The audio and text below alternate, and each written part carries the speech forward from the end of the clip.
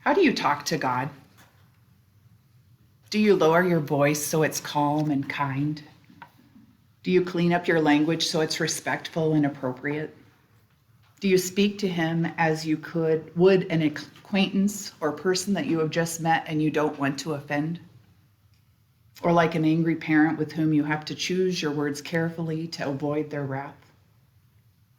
Do you cry out like a beggar, face down, hands open, begging to be seen, to be helped? How do you talk to God? The book of Habakkuk is just 3 chapters long. The whole of the book is a dialogue between Habakkuk and God. As we look at this dialogue, I want you to notice how Habakkuk talks to God and compare it to your own interactions with God. Habakkuk starts right into the conversation with God and with questions and complaints. How long, O Lord, must I call for help? Why must I watch all this misery? How long, Lord? Why, God? Habakkuk is surrounded by violence, division, injustice. He is distraught and demanding to know why. The complaints of Habakkuk and the answers from God show Habakkuk to be having this conversation somewhere around the 6th century BCE. Babylon has defeated the Assyrian Empire and now has their eyes on Judah. Yet it is not just the fear of being attacked by foreigners that Habakkuk cries to God about. He complains about the political unrest, the injustice, and the division within his own country. In fact, Habakkuk's lament so reflects our own world's political unrest, division, injustice, and the violence that we are encountering today that it feels as if he has time traveled and is one of our peers. 2 times in the book of Habakkuk, 2 times in this book, Habakkuk challenges God. He cries out, God answers. He's not satisfied with God's answers, and rightfully so, because God never really directly answers his questions. And after his second set of complaints, at the beginning of chapter 2, Habakkuk says, I'm going to climb up to my watchtower and see what the Lord has to say and how he will answer my complaint. Can you picture Habakkuk's body language? Can you see him stomping up the stairs of the watchtower? Arriving at the top, he stands with his arms crossed over his chest and with a defiant look, or maybe a look of desperation, he searches the horizon for answers, for help. Maybe he taps his right foot, awaiting a response. God answers again and again, does not offer direct answers, nor the swift rescue that Habakkuk is hoping for. God's answer in a nutshell is, for a while, Judah's going to suffer. It may seem that I am delayed. Wait patiently. My justice will prevail. You are going to suffer. That's not anything anyone wants to hear. Yet despite no easy answers, no end of suffering in sight, Habakkuk ends this whole conversation with a mind-boggling declaration of faith. And not just faith, but he claims that he has found joy and strength and trusts God to be his salvation. Just as in so many psalms of lament that start with complaint and questioning and end with declaration of praise, we are left to wonder, what caused the shift? How does one go from suffering and despair, from how long, O Lord, and why, God, to even though the fig trees have no blossoms, even though the olive crops fail and the fields lie empty and barren, even though the flocks die in the fields and the cattle barns are empty, yet I will rejoice in the Lord. Where does this great faith, this ability to find joy and strength in the midst of suffering come from? In his book, The Psalms of Life and Faith, Old Testament scholar and theologian Walter Brueggemann writes about the role of honest dialogue with God in living a life of faith. Brueggemann writes that lament is an important part of a genuine covenantal relationship with God. He declares that relationship with God without lament is a practice of denial. He says that when we cannot engage God in honest lament, when challenging and questioning are silenced, whether by ourselves or someone else, and replaced with only praise and thanksgiving, the voice of the petitioner is lost, and we are consigned to grim obedience, anxiety, and eventually despair. Habakkuk is such a unique prophet. Nowhere in his book do we see him going to his people and challenging and addressing them as other prophets do.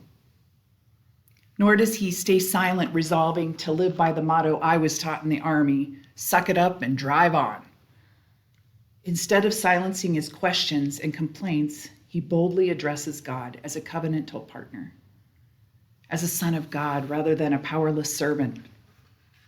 And in doing so, he finds not answers, nor an ending to his suffering, but he finds a partner, someone he can be honest and open with, someone who will not abandon him, but will stay with him through his suffering, through his questioning, his fear and trembling.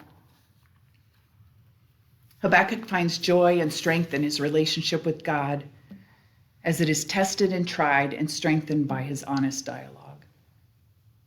For that is what honest dialogue does. It strengthens relationships.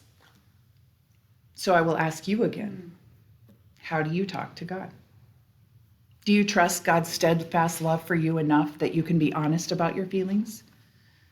Do you question him, or do your questions go unspoken? Do you challenge God's actions and inaction? Do you remind him of his great power and responsibilities? When you see something on the news that distresses you, do you cry out? Do you name the injustices you see?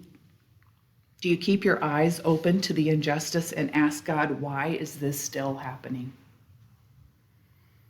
Church, Habakkuk tells us there will be suffering. We will suffer. That does not mean we should become complacent with suffering and accept it as inevitable. We, as God's people, are called to live out God's love by caring for those who are suffering, just as Jesus did, and crying out on their behalf, as Habakkuk did. We are called to stand against injustice every chance we get. Our stand against injustice begins with naming it and being honest about it. Habakkuk challenges us to engage God honestly and to find strength and hope in God, even when there is no sign of his blessings. I will end with this story. A few months ago, I attended a service of lament with a group of college students from Wheaton College. The service was several hours long and included teaching on the different elements of a lament. After reading several psalms of lament, we were sent off on our own to write our own. After 30 minutes, we were gathered back together and we dropped our written questions and complaints into a basket. And one by one, we went forward and we pulled a lament from the basket and we read it out loud. We lit a candle and we set the complaint beside it. We did it this way so that the writer of this honest plea to God would be anonymous, and yet their plea would be spoken out loud and acknowledged. As I read the opening questions and complaints of Habakkuk, I hear the echoes of those college students' laments. They cried out saying, "How long will the church turn a blind eye to injustice? How long will the immigrant be used, abused, and neglected? Why did my father have to die? I am so lonely, God. You said it is not good for man to be alone, and yet I am alone. Where will I go, Lord, when my temporary protective status ends in the U.S.?